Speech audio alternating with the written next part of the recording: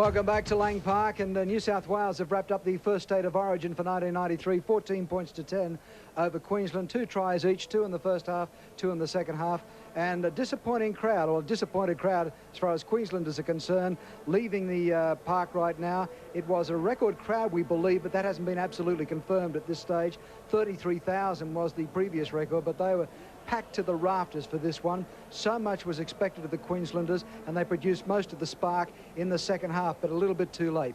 Obviously, 2 key elements there was the tremendous sideline conversion by Rod Wishart and that crucial penalty against Michael Hancock in the second half, and they gave New South Wales that 4-point buffer, and they badly needed it. Right now, here's Darrell Eastlake. We'll be live. Well, with me is Ricky Stewart. Ricky, you had that ball on a string tonight. It was a magic performance from you. Oh, well, mate, you know, it's an old cliche, but yeah, got to go back to a team effort, and it was a great playing with the mob of guys. You know, we got behind me there. We really dug deep in the second half, and as I've just said earlier, that I'll quote Phil Gould, that there was a real battle out there, and only the guys that want to dig deep and stick together are going to win that sort of match. And you know, we did that in the second half. They had a lot of opportunities there late in that half, scoring opportunities, but we stuck together, and our defence proved the better. You can never write them off, but I said at the start of the show, when I looked at the dressing room shots, both Queensland and New South Wales, I don't think I'd ever seen the intensity, the look in everybody's eyes. There were people sitting in the corner quietly. It just seemed to me like it was a real battle coming up, and both sides were well prepared. Well, preparation's a big part of football nowadays, and you know, obviously in this level of football, both sides would have been prepared 100%. And, you know, it goes down to those opportunities. Whoever can make the most of the opportunities they get wins these tight battles. And we were lucky in the first half that we got a bit of a roll on, got a few points ahead, and then we had to really dig deep in the second half with our defence. There's never a bad game, certainly not here at Lang Park, but an eight game winning streak by Queensland. I mean, was it in the back of your minds at any time? Was it discussed? Well, that was our call tonight. You know, 5 years since a Blues team has won a game here, and that was our call out there when we had to dig deep. But you never see a bad game in this sort of football when you've got such good players out there. I mean, you've got 34 of the best players in Australia out there playing. You're never going to see a bad game. You ran very strongly tonight. I mean, obviously, you've still got a bit of a niggle in the groin, but it didn't seem to worry you tonight. Well, I've got no niggle anywhere. I feel 100% fit, and I've said it all along. When I am fit, I run with the ball, and obviously my game improves when I do run with the ball. I know that. I mean, everybody in the media tends to want to keep telling me, but I mean, it sinks in after a while, and I do know that.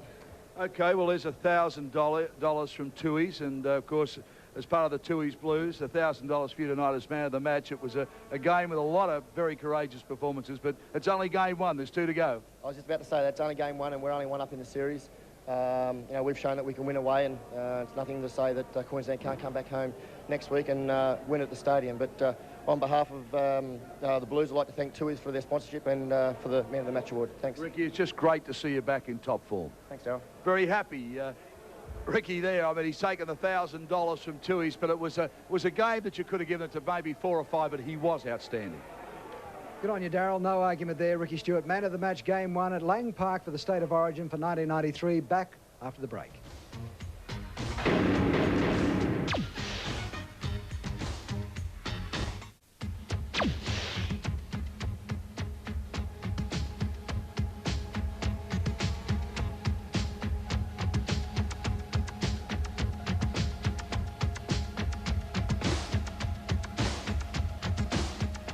Back at Lang Park with Peter Sterling, and it was a game played in 2 halves. New South Wales had the better of it in first, and the second it was Queensland, but there in about the 20th, 30th minute of the second half, stony silence from this big crowd, because I think they thought Queensland aren't going to get there. Well, that's the game plan for New South Wales, to come to Lang Park and play in front of a silent crowd, and they achieved that halfway through the second half there.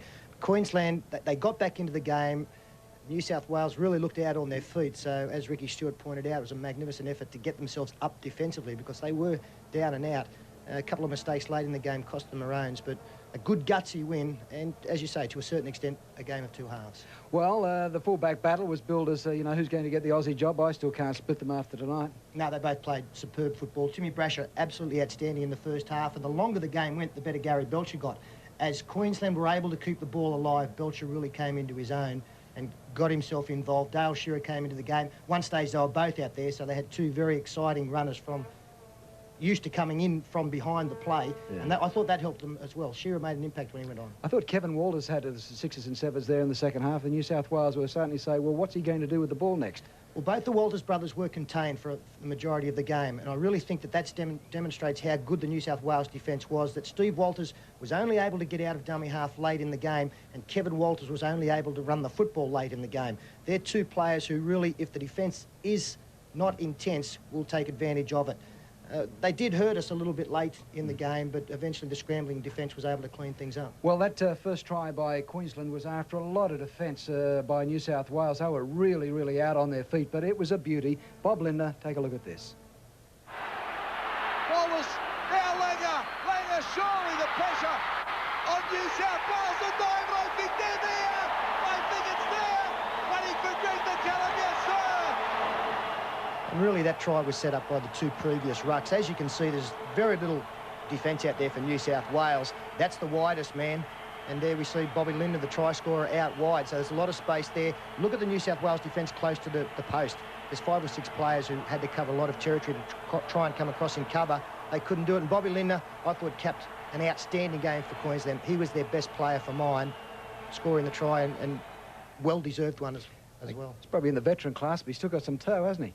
Well, he's made a difference to Illawarra as well. You know, I think that the class and experience he has added down there has been a big lift for them this year and can take them maybe to a premiership title if they play to the best of their ability. He's still the class man in this Queensland outfit. He and Bella were the two best for Queensland up front. They need a little bit more support. Well, how good was the try by Willie Kahn? It seemed to come out of nothing, although Queensland were applying plenty of pressure. But this was a great winger's try, just absolute determination. Comes back to Brother Wallers. Now it goes on to Langer, the little man. What can he do? He gets it on to Meninga. They got a chance here. Numbers out wide. Kahn's got to go back for it. Now Kahn steps. Can he get there? Yes, he does. Queensland's got in. And a try scored on the 5th tackle, which came as no surprise. Again, a lack of New South Wales defence out there. You can see that there's only 2 players up in the line. The winger's gone back because it is the last tackle, and you've got 5 players out there for Queensland. The only time that Fittler was turned around in defence, and he actually comes up with a miss out here, but I can't blame him for that. He just had too much to do. Really, it was just great work from Willie Kahn. You know, he had defenders in front of him. He went through Brasher, he went through Stewart. They were back in the game there, Ken. Fittler was wonderful tonight. There was one try about 3 minutes from the end, which he tackle on Martin Bella, an absolute blinder. He came up with a tackle from a chase, and then he was going back on the blind side of the ruck, and Martin Bella hit the ball up at pace on the blind side, and he hit him with a low shot that felled Bella. You don't see Martin Bella felled in a metre or 2 by many players, and Fittler, great technique to put him on the ground. Well, great New South Wales defence here, Peter. Look at this. This is a try that was stopped, but just absolute desperation on both parties, actually. Well, when you consider that there was only 4 points difference in the game, this, you know, this is a great tackle. Steve Jackson there held up, and it was good work again by Stewart involved there, our man of the match. Timmy Brasher was underneath, and you can see that the hands going up on the heads behind for the New South Wales player. They were under a lot of pressure, and it was a good tackle because Jackson had some speed up. Well, we've had a wonderful game. Game 1 here at Lang Park. We'll be back with more after this.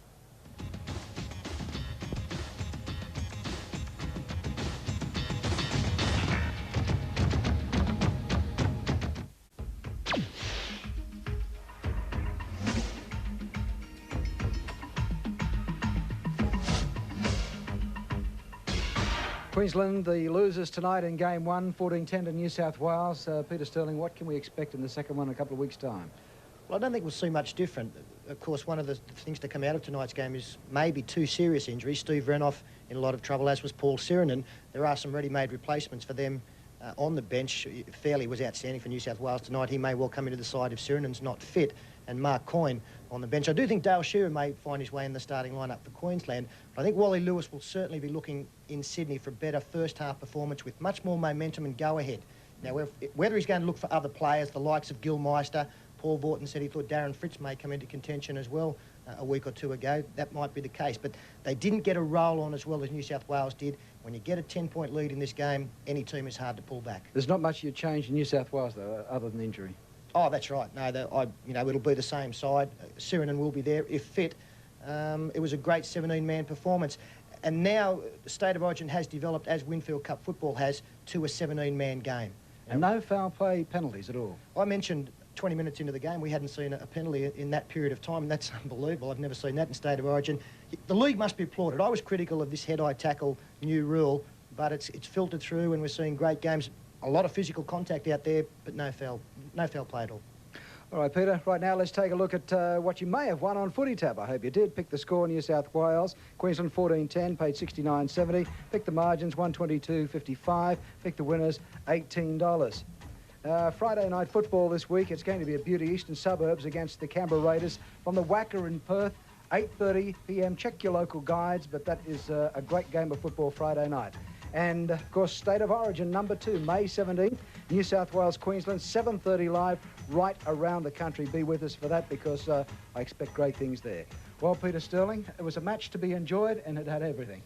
Well, if you're a sports follower, no matter if you're not a rugby league supporter, I think you must have enjoyed what you saw out there. The best rugby league players in Australia in a very fierce contest, and the better side won on the night, but the team that got beaten will come back. Ricky Stewart, Alan Langer, that was a great duel, but Ricky got the man of the match. Well, as I said at halftime, Ken, his forwards really set a platform to show his vast array of skills, and he took advantage of that. Langer will be looking to even the score in 2 weeks' time. Peter, thanks for your company, and thanks to the team, Wide World of Sports team and the commentators. And we look forward to your company again on Wide World of Sports Friday Night Football. Till then, bye for now.